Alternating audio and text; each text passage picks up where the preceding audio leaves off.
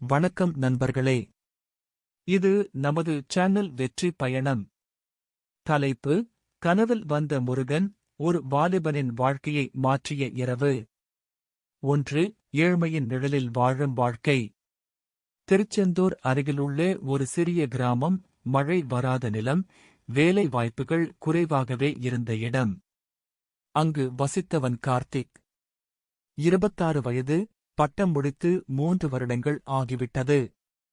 ஆனால் இன்னும் வேலை கிடைக்கவில்லை. அவன் குடும்பம் மிகவும் சிரமத்தில் இருந்தது. தந்தை கண்கள் சரிவர பார்ப்பதில்லை, சர்க்கரை நோயால் பாதிக்கப்பட்டவர். தாய் வயதானவர். இளம் வயதில் தந்தை வேலைக்குச் செல்வதையே பார்த்திருக்கிறாள். இப்போது கணவனை கவனிப்பதே முக்கிய பணி. கார்த்திக் தான் குடும்பத்தின் ஒரே நம்பிக்கை. ஆனால் வேலை இல்லாத வாழ்க்கை அவனை பல நாளாக உள்மனதில் அழுத்தமடையச் செய்தது. 2. மனசாட்சியின் உரையாடல். ஒரு இரவு கார்த்திக் தூங்கவில்லை. தெருவில் நடந்து கொண்டிருந்தான். என் நண்பர்கள் அனைவரும் வங்கிகளில், தனியார் நிறுவனங்களில் வேலைக்கு சென்று செல்வமாக இருக்கிறார்கள். நானோ வீட்டு குத்தகையை கூட சரியாக கட்ட முடியாமல் தவிக்கிறேன். அந்த மழைக்கால இரவில் அவன் எப்போதும் கேட்கும் கேள்வி மீண்டும் எழுந்தது: ஏன் எனக்கு மட்டும்தான் இப்படி? அப்போது அருகில் இருந்த மூதாட்டி ஒருவர் சொன்னார்: முருகனிடம் போ. அவர் பாதையில் நடந்தால் வாழ்க்கை சந்தோஷமா மாறும். அந்த வார்த்தைகள் அவனை யோசிக்க வைத்தன. கார்த்திக்கின் குடும்பத்தில் முருக பக்தி இருந்தாலும் அவன் தனிப்பட்ட முறையில் பக்தியில் ஈடுபடவில்லை. ஆனால் அந்த வார்த்தைகள் இரவில் காது கேட்டுவிட்டன. 3. கனவில் தோன்றிய திருமுருகன். அந்த இரவு கார்த்திக் மிகவும் பதட்டத்துடன் தூங்கச் சென்றான். ஆனால் தூக்கம் வந்ததும் ஒரு வித்தியாசமான கனவு ஆரம்பமானது. அவன் தன்னை திருச்செந்தூர் முருகன் கோயிலில் பார்த்தான். கோயிலின் பெரிய வாயில். சண்முகநாதரின் பிரகாசமான உருவம். திவ்ய ஒளி, சங்கநாதம், நந்தவனம், மலர் வாசனை. அந்த கனவின் மையத்தில் முருகன் அவரது முன்னிலையில் தோன்றினார். ஒரு சிறந்த யுவகுருவாக, ஒரு தோழனாக அவனை பார்த்து மெதுவாக பேசினார். ஏன் பயப்படுகிறாய் கார்த்திக்? நீ துன்பத்தில் இருக்கிறாய் என்று நினைக்கிறாய்.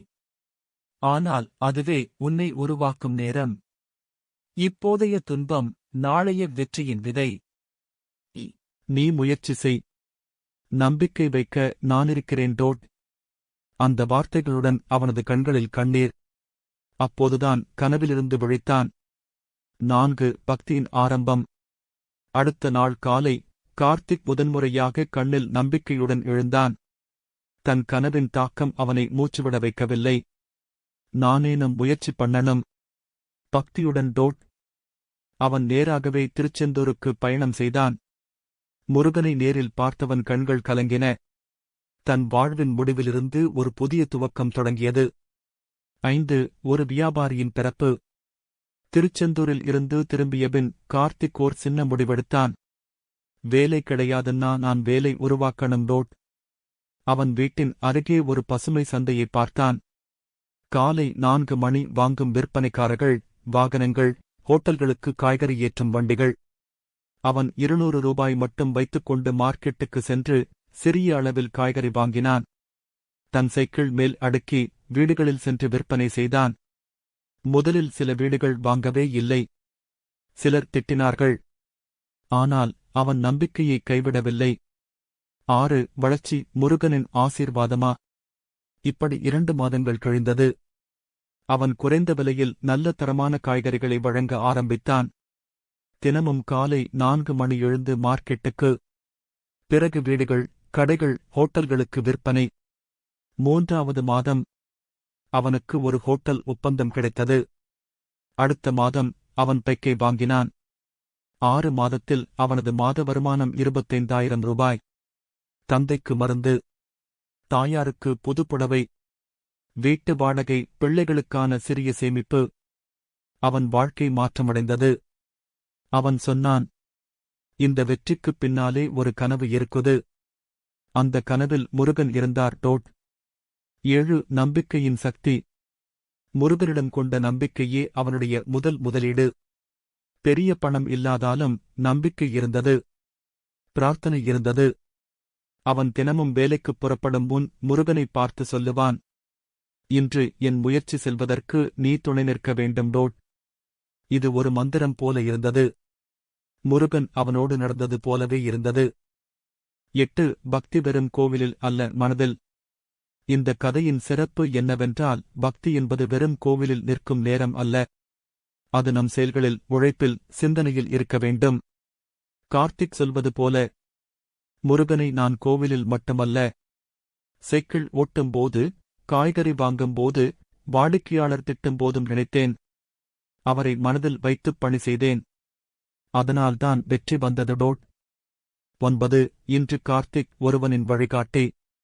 இப்போது கார்த்திக் அவனைப் போலவே வேலை இல்லாமல் தவிக்கும் இளைஞர்களுக்காக ஒரு சிறிய திட்டம் உருவாக்கியுள்ளார். 500 ரூபாய் இருந்தால் போதும், நீயும் ஒரு வியாபாரி ஆகலாம். ஆனால் முதலில் உனக்குள்ள நம்பிக்கையைக் கண்டுபிடி. அதற்கான வழி முருகன். அவன் இளைஞர்களுக்காக வாரந்தோறும் பயிற்சி நடத்துகிறார். அவன் சொல்வார், பக்தி மட்டும் போதாது, அதில் நம்பிக்கையும் அதனுடன் உன்னுடைய முயற்சியும் சேரும்போது வாழ்க்கை அசந்து போகும். 10 முடிவுரை உனக்காக முருகன் காத்திருக்கிறார். இந்த உலகத்தில் வாழ்க்கையை மாற்றும் சக்தி உனக்குள்ளேதான் இருக்கிறது. அதை ஜாக்கிரதையாக தூண்டும் சக்தி பக்தி. அதை இயக்கும் சக்தி நம்பிக்கை. முருகன் சொல்வார், உன் வாழ்க்கையை மாற்றுவதற்கான ஒவ்வொரு கணமும் நான் பார்த்துக் கொண்டு இருக்கிறேன். நீ முயற்சி செய், நம்பு, நான் உன்னோடு இருக்கிறேன். இன்றைய கார்த்திக் வெற்றி பெற்றதைப் போல நீயும் வெற்றி பெற முடியும். ஏன் தெரியுமா? ஏனெனில் முருகன் உன்னோடு இருக்கிறார். இது போன்ற வீடியோக்கள் உங்களுக்கு தொடர்ந்து வர எங்கள் சேனலை சப்ஸ்கிரைப் செய்யுங்கள். மேலும் புதிய வீடியோக்களைப் பார்க்க பெல் பட்டனையும் அழுத்துங்கள். அத்துடன் இந்த பதிவை லைக் மற்றும் ஷேர் செய்யவும்.